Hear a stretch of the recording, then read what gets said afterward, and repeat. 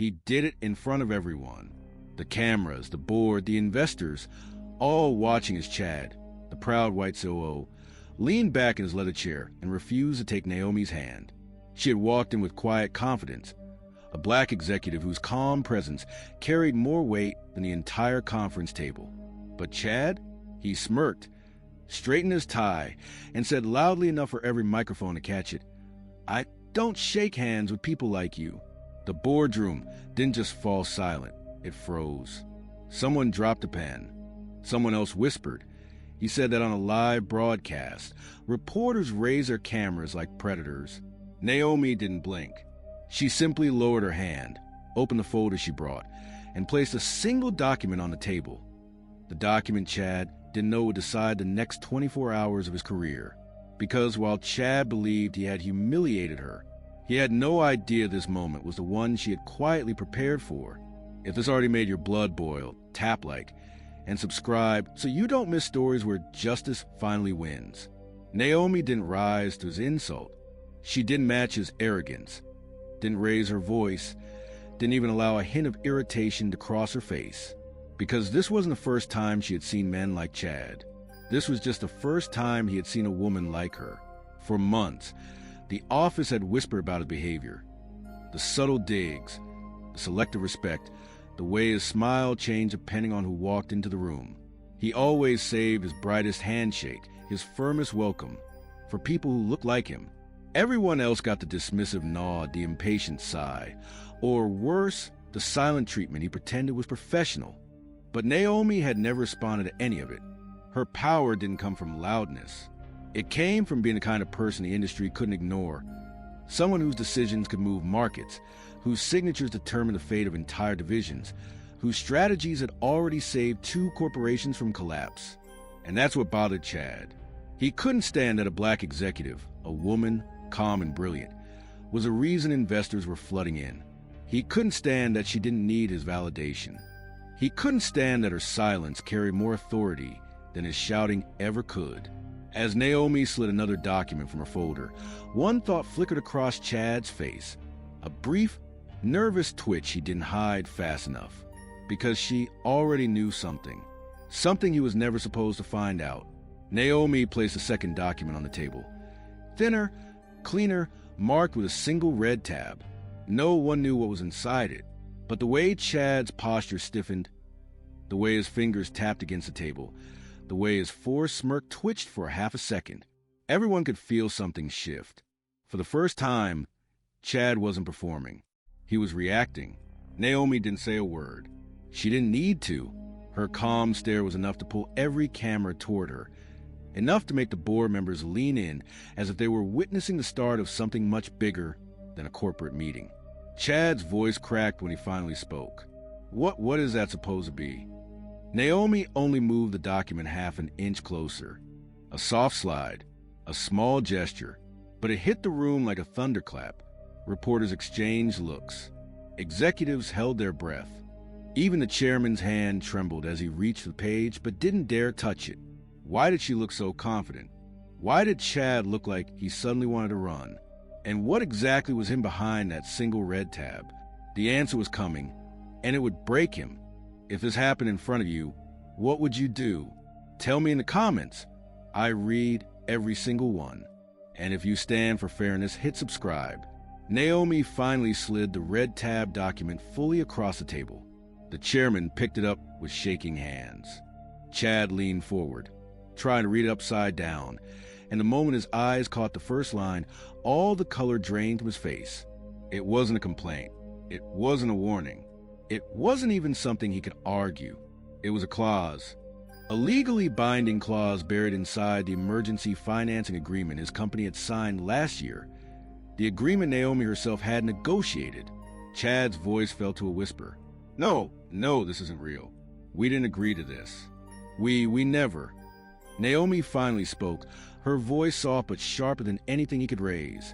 You agreed to everything when you needed us to save your company.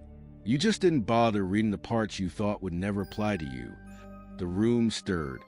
Executives stood. Reporters zoomed in. Someone gasped loud enough for the microphones to catch. Naomi tapped the page. This clause activates if any senior executive engages in discriminatory conduct in a public or recorded setting. The screens behind them replayed the earlier moment. Chad refusing her handshake in slow motion, in crisp HD, broadcast across national channels. Chad stumbled to his feet. This was nothing. A misunderstanding. You're twisting this. Naomi's eyes didn't move from his. You made your values public. This is simply the consequence. He knew it. The board knew it. Everyone knew it. The power had just shifted. Completely, silently, and permanently. Chad wasn't the only one shaking now. Because as Naomi opened her laptop and connected it to the boardroom screen, one thing became painfully clear. She hadn't just reacted to his insult. She had prepared for it. A new document appeared on screen. Timestamp reports. Anonymous complaints.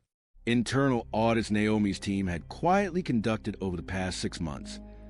Every one of them pointing to a pattern everyone had suspected, but no one had dared confirm. Chad grabbed the edge of the table. Where did you get all this? This is illegal. You can't use that. Naomi didn't raise her voice. Her calmness was the loudest thing in the room. All of this, she said, was obtained through legal channels. HR logs, staff testimonies, auditor findings, your own emails. Nothing here is leaked. Nothing here is altered. A reporter whispered. She predicted this, another murmured. This wasn't a reaction, this was a strategy. Naomi closed her laptop as if the entire presentation hadn't just set the floor beneath Chad's feet on fire.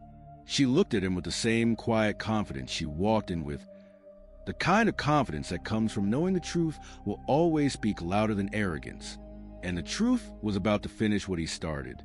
If you believe talent can silence every insult, share this video.